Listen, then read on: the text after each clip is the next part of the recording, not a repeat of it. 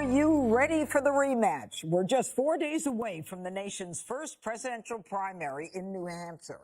But it looks like the general election is already getting started. Both Joe Biden and Donald Trump are ramping up the trash talk. My predecessors like to say, America is a failing nation.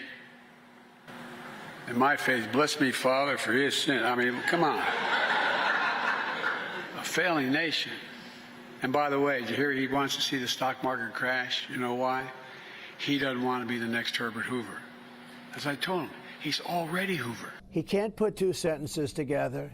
He can't find the stairs off a stage, which there are a lot of them up there, believe me, they're all over the place. He can't find his way off a stage when he makes a very short speech, and it has to be short because it can't be long. Trump isn't the only one taking shots at Biden. Listen to what Andrew Yang had to say about President Biden while endorsing Democratic presidential challenger and Congressman Dean Phillips. A lot of Americans have made up their minds about this president and this economy, and telling them that it's better is not a working strategy. The second thing is that the president is 81 years old. It's going to be tough to reinvent Grandpa. He's not going to become a new candidate. That grandpa line has got to sting because it's true. Joe Biden acts like a grandpa all the time. The big guy was just drinking a triple thick milkshake and searching for a congresswoman who wasn't even in the room.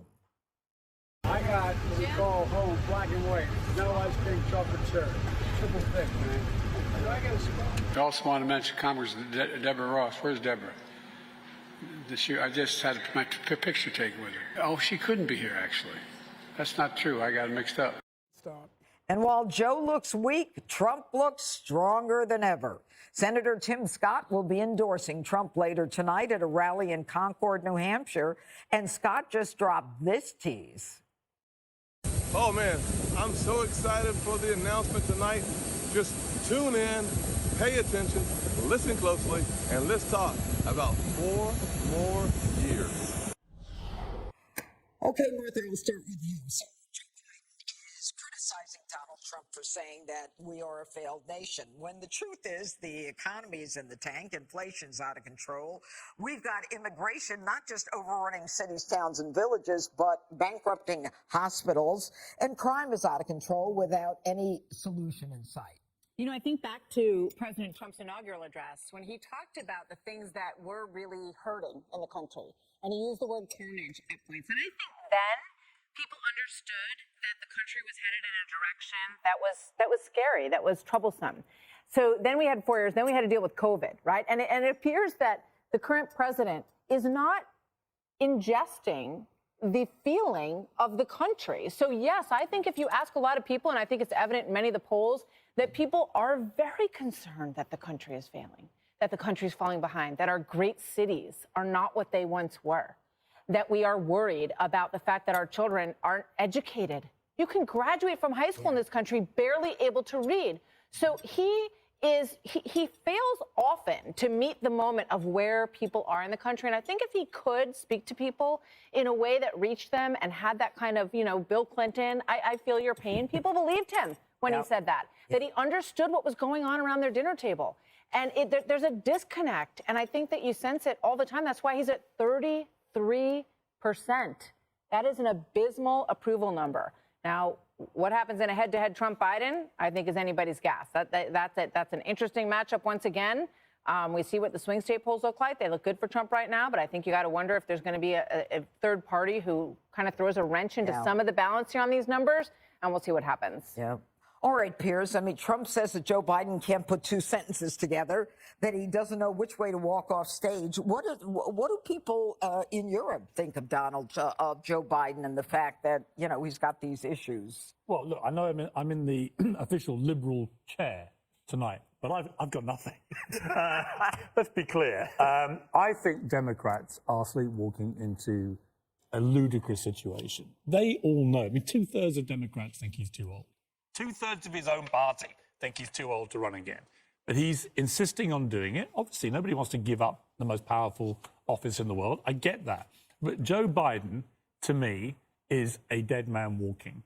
And if the Democrats don't wake up fast to the reality of their candidate, the incumbent, barely alive president, against a resurgent Donald Trump, who has just had the biggest win at the Iowa caucus in Republican history, and who, by the way, in 2016, when he became president, didn't even win in Iowa, if that doesn't ring massive alarm bells, then I don't know what does. And of course, the dynamic is so different to 2020, because when Joe Biden ran against Trump, then it was off the back of a ruinous pandemic, which had ruined all of Trump's calculations and would have been incredibly difficult for anybody, actually, to win at the end of. Incredibly difficult. And Biden ran as the anti-Trump candidate. Well, he can't do that again now. He has to run on his own record. And as Martha said, 33%, is it? I mean, I don't think any incumbent president in history has won with that approval rating at this stage. Yeah. Right? So, to me, the Democrats have to wake up. Will they?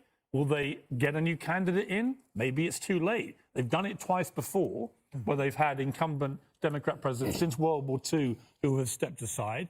I think they should do that. Otherwise, I've got to say, and I did not think I'd be saying this a year ago. I really didn't. I thought Trump was done. And then when you think 91 criminal charges, he has to be done.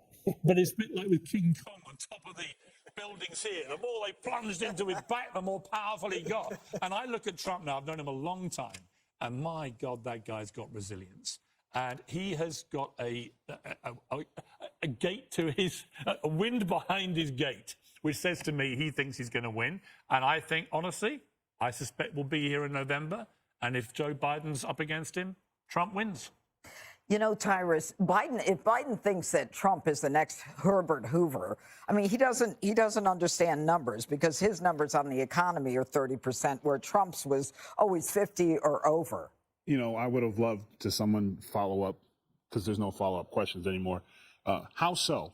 How is he Herbert Hoover? Yeah. And he would be like, I don't want to talk about vacuums right now. He has absolutely no clue what's going on. But here's right now, take the polls out of it. America we are looked at, we're a cowardice nation right now. We don't respect women. We had mourning women in the Senate talking about their children. Our representatives didn't show up. They were attacked. And that was the status quo. Mm-hmm. There's no reason to give up power, because he's not in power. Andrew, who I respect, he's not. You can't reinvent grandpa, because he's not grandpa. He doesn't even claim his own grandchildren. There's no reason because Democrats aren't running the country. These are not Democrats.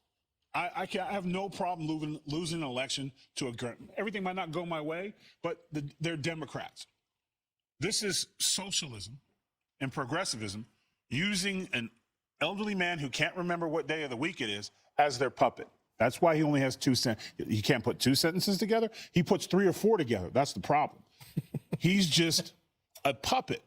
And there is no way in blue hell that they're going to give that up, because they are getting stuff that even 50 years that he's been in government, he's never been this far. Mm-hmm. But he has no clue what's going on. So and they're not going to run against Trump.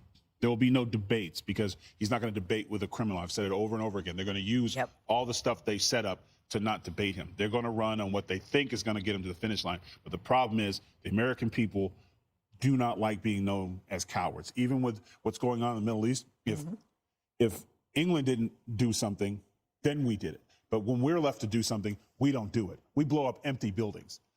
And that's the problem. So in the economy, it doesn't matter. Americans don't feel good about this country right now, period. All right, Charlie. Martha brought up the issue of no labels and the possibility of a third-party candidate. How do you think that that's going to happen? I think that probably we'll see something like that happen, whether it's them or some other third-party candidate. But what's kind of interesting about it is, if you do see that, what is the third-party candidate going to do? They're going to try to run on entirely Trump's agenda, because that's a winning agenda. And if you take the personalities out of it, Donald Trump wins this election by 60, 70% of the vote. Everybody agrees with Donald Trump on all the issues. So unsolicited advice for Joe Biden: don't get into a trash talking contest with Donald Trump. Nobody fares well in those things with Donald Trump, especially not you, Joe Biden. It's not going to end well. And when Joe Biden talks about how Trump is trashing the country and says we're a failed nation, no, he's not. That's like the political version of a human shield, where you say he's attacking American people. No, he's not. He's saying you're a failure. And you know what? You are a failure. And when he talks about the economy and how Trump wants the economy to fail, no, he's predicting that the economy is in shambles, as you point out, Martha, and they're completely disconnected from that. And you can look at the stock market and say, okay, the stock market is setting new records.